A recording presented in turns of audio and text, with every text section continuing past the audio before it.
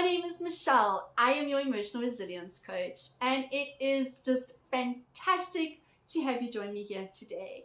This is something I am so passionate about. I eat, sleep, dream about healing, personal growth, becoming the better version of ourselves. This is something I work at constantly. I am so passionate about it. I have made it a living to try and help other people do the same thing. So if this resonates, please do hit like, subscribe, the notifications button.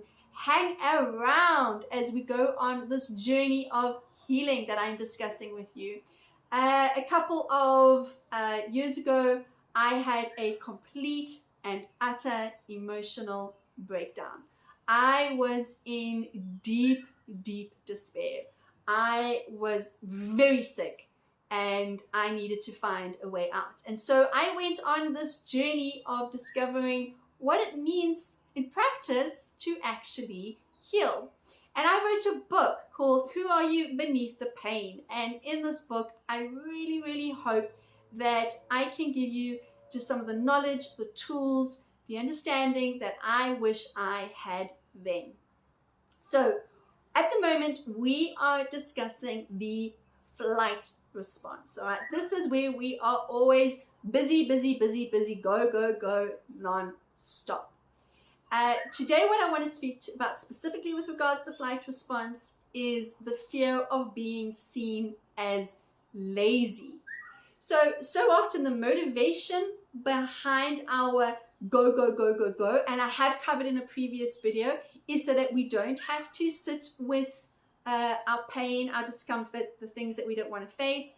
But for those of us who have come from extreme abusive homes, who were emotionally abused, maybe even physically abused, one of the things, and it seems to have been rife for previous generations, they use this as a tool of a way to try and get us to get up and do things, is to say, hey, but why are you so lazy, right?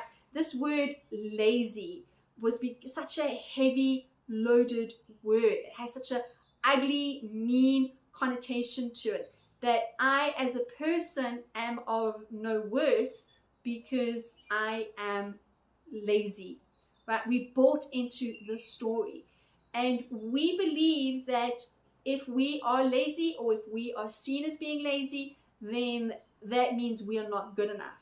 So what we do is, heaven forbid, we're ever seen as being lazy, because that is deemed equal to disgusting, loathsome, awful, good for nothing human being, right? And so what happens so often in the flight response is, to prove our worthiness, we go constantly, right? So in my book, I wrote, do more, achieve more. Heaven forbid we are seen as lazy. That is worse than death, right? The shame of being called lazy. There was so much shame used in bringing up children that it was the ugly words, the breaking down words, the mean-spiritedness that we lived with. In my particular home, I go into this a lot in my book. My stepfather was very sergeant majorish, and I believed he kind of thought, I will break you down and then build you up, except he never got the build you up part. He only ever knew and understood the break you down part, right? So we were shamed because we were not seen as doing enough, and we will never be shamed again. Doing means we prove our worth. It is part of the hustle of acceptance. Oh wow, she's amazing. I just don't know how she does it all. We want to be seen as amazing too. Meanwhile, the constant go is killing us. We can keep on running and we can keep on pushing, but the body will find ways to get us to stop, sit up, and take notice. If we don't take the time, our bodies will eventually make the time. This is when chronic illness creeps in. This is when adrenal fatigue creeps in. This is when burnout becomes something you hear on the lips of so many people. It is not uncommon for the age we are in. Being busy becomes its own form of addiction, and we look on it as people who do it all themselves. We look on people who do it all themselves and we label them as being super because they were able to achieve so much. We think that we need to be more like them too. Meanwhile, they are heavily under the burden of being on this constant go, go, go. I remember someone, when I was coaching once many years ago, said to me that their wife was one of these people who was constantly go, go, go, and looked like she had it all together, and her home was always perfectly organized, and she was the one that was always making the meal for the neighbor down the road. She was running kids to and from whatever they did, plus she had a business she was doing at home, and she was constantly busy.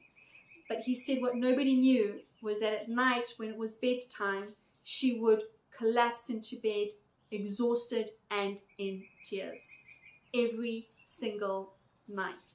And the next day, it was just a repeat, right? So just take a moment and have a look and check in with yourself.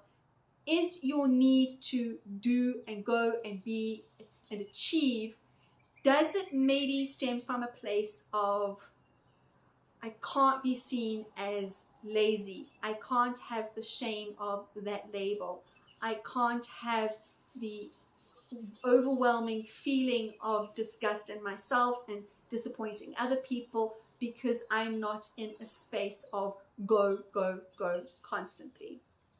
It is not serving you to be like this. It's okay to have a day off. It's okay to have a week off. It's okay to learn to just be and to just relax and to just do the things that you want to do that fill your cup instead of always depleting your cup.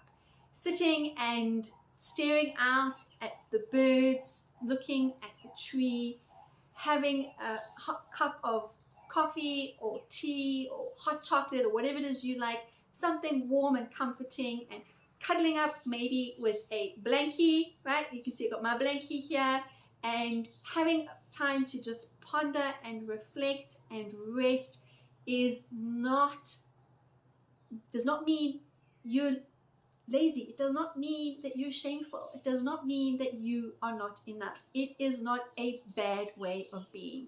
In fact, it is an incredible way of just allowing you to refill, replenish, so that you can keep going, so that your body doesn't force you to stop over long periods of time. So much can be done if we take it in chunk sizes over days, weeks, months, however long our project is, than trying to cram and rush and get it all done, so that we can be seen and perceived as, wow, she's super, she's wonderful, she's amazing. Because you know what? You already are. You are already super. You are already wonderful. You are already doing enough. And if you don't do your full list today, and at the end of the day you climb into bed and you're not crying and you're having a great restful sleep, it's amazing, right? It means you are still enough.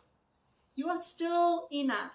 And yes, if you're crying and you're in this pattern and you don't know how to break out of it and you're exhausted, you're still enough.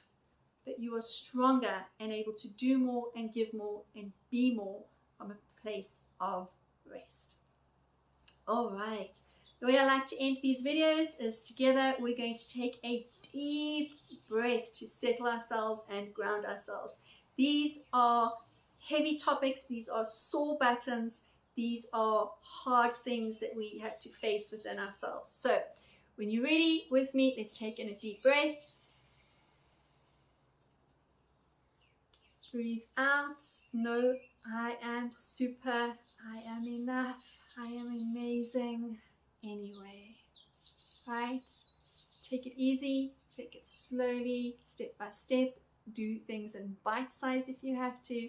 Take some time out for yourself. Have a cup of tea and know that you are enough anyway. Have a great day.